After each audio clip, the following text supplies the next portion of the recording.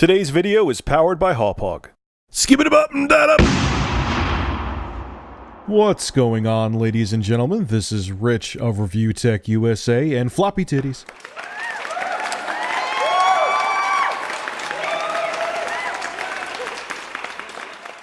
So there's this letter going around, actually I have a link to Reddit, regarding an employee from EA who worked on SimCity, basically lashing into the upper brass, the higher up, saying that you made us shoehorn in this DRM. We had this great game, and because you're so concerned about the bottom line and appeasing your shareholders, you ruin the experience for the consumers. And in the end, it's the consumers that make this company, and then you wonder why people hate EA. Is because of reasons like this. That's basically it's a long letter, and it's much more poetic than the way I just described it. But in a nutshell, that's what it says. And I couldn't agree. Whether it's a real letter from an anonymous employee or not is not the point. What the point is what's in the context or what the letter is about. And I agree with everything in it. I'll have a link below in the description. We need to face a reality here. And I don't think... I think what it is that the shareholders and the higher-ups at large corporations like EA and Activision and so on and so forth, they're so out of touch with what the consumer wants. They don't realize that DRM, especially the crippling, always online DRM, is going to kill gaming. The first thing, before I even get into why I think it's going to kill gaming, is what these morons don't realize, is that almost every single form of DRM, which stands for Digital Rights Management, that's supposed to protect the game against people pirating it, has been circumvented, has been hacked and cracked tenfold. You could look up any damn game you want, even with all the copyright laws and the new Six Strikes law, which I have to make a video about. People find ways around it. I don't understand why corporations can't. I mean, it just shows how out of touch they are. They don't realize that no matter what they do, there's always someone. They can make the most brilliant piece of DRM that they think is bulletproof, and there's always someone smarter sitting in their room or their basement or their apartment that's going to find a way around it. And they may just do it even just to piss you off because they hate DRM. It's a pointless tool that doesn't protect your product. Secondly, whether it be a game or a movie or a comedy stand-up, I cannot think of the comedian's name, but this is a perfect example how if a product is good enough, you don't have to worry about piracy. And if you're good to your consumer or your audience, they're not going to want to pirate the product. They're going to want to give you money and support it. There was a comedian, I cannot remember his name, who put up his show online. And he's like, I'm going to put it out there. If people want to get it for free, they could do it for free. If they want to donate money, they could donate money. I'm going to give them the choice. His lawyer, his investors, his agent, they went apeshit. Oh my God, you can't do that. You're going to go broke. It's going to ruin you. Why would people pay for something they could do for free? Or watch for free, excuse me. And he got like well over $1 million for it. Right in his pocket. He didn't have, everyone loved the show so much, and the fact that it was such a cool thing he was doing that he was like, hey, give me what you want. That people threw money his way because he gave them a good product, and he didn't want to try to constrain them and control them into getting the product. He wasn't shoving it down their throats. He wasn't, telling them, oh, if you copy this or you watch it for free, I'm going to, have my whole team of lawyers come after you like, the whole music industry and film industry as a whole does. That's a perfect example. Look what happened. He gave his audience, his consumers, his fan base, the freedom to do what they want to. If they wanted to give him money, they could. And he made a killing because he gave them a great product and gave them freedom with the product.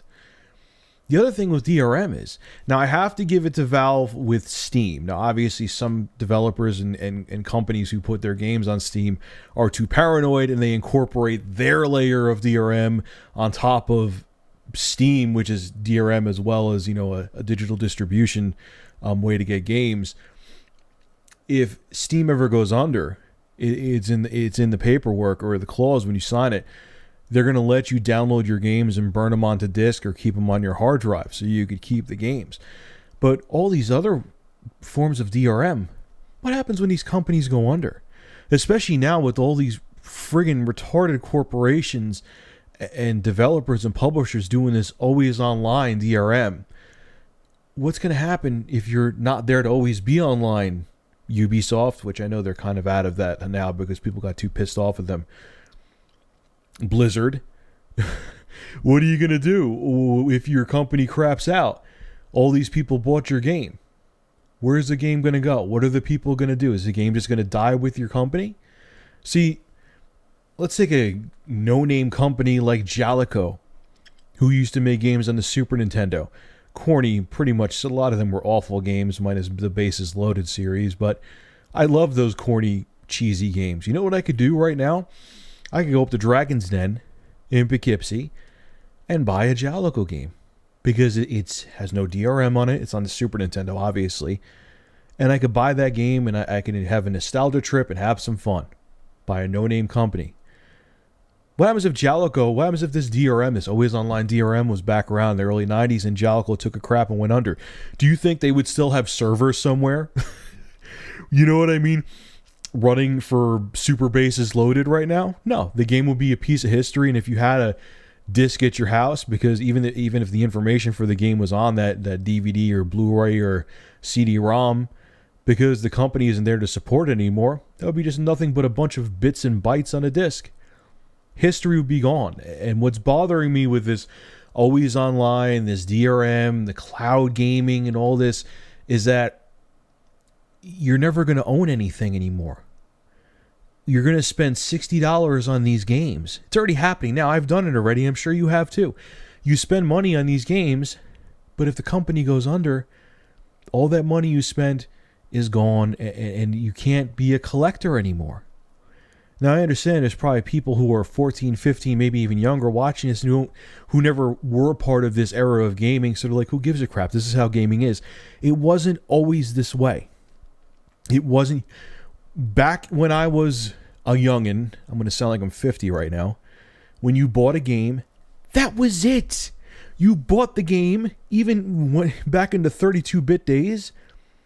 You know what I mean? Like during the 32-bit, during the PlayStation and N64 and so on and so forth, even during the PS2 and Xbox, the original one, you bought games and they were yours. That was it. There wasn't a billion patches. There wasn't DLC. There wasn't DRM. You bought a game, you owned it. If you wanted to give it to a friend, you gave it to a friend. You wanted to trade it in, you traded it in. I mean, you can still do that now. Mostly, but I'm saying if you had a game, like if my friend Tom down the street wanted to borrow a game on my Super Nintendo, he just borrowed it. That's it. If you wanted to keep it or you wanted to trade games, you did that. Now that's all but gone, and this is part of this distrust that these corporations have towards the consumer, is making the consumer hate them even more, and it's taking away the enthusiasm people have for gaming. And it's going to end up slowly, it's already doing it now. We're seeing some of the effects of it. It's going to slowly kill the industry. And you know what it is too on top of it, like I said in the beginning of the video, is that the upper brass, these guys who were just, all they are is investors and it's blah, blah, blah, money equals money and money is money, IP money and shit money. They don't care. They're so out of touch with what the consumer really wants. They're just like, oh, this will help our bottom line if we protect our product and no one could steal it. They're so out of the loop that even if you explain it to them just like I'm explaining this to you right now, they don't game. They don't get it. They just want to make as much of a profit as possible, and they're going to run companies into the ground. It's already happening now. We see it already. It's not just the gaming crash. It's also that these companies are constricting the consumer. It's killing them too. And unfortunately, it's going to take another collapse to happen for these idiots, the ones that to control the money and control these companies, to realize they're making a fatal mistake. So, I don't know.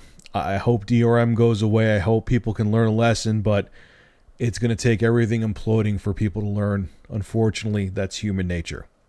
This is Rich of Review Tech USA signing out. Please kill DRM. Trust me, it'll be in your best interest, period.